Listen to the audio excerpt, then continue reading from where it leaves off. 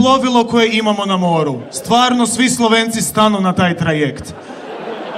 I to je najsporije plovilo na moru, odmah poslije pedaline. Ja ne razumijem. Kao šta se desilo? Kao navodno krepale su komande na brodu. Kao šta je bilo gore? Kao kapetane, krepale su komande, šta da učinimo? Ništa, pripremite se za udar.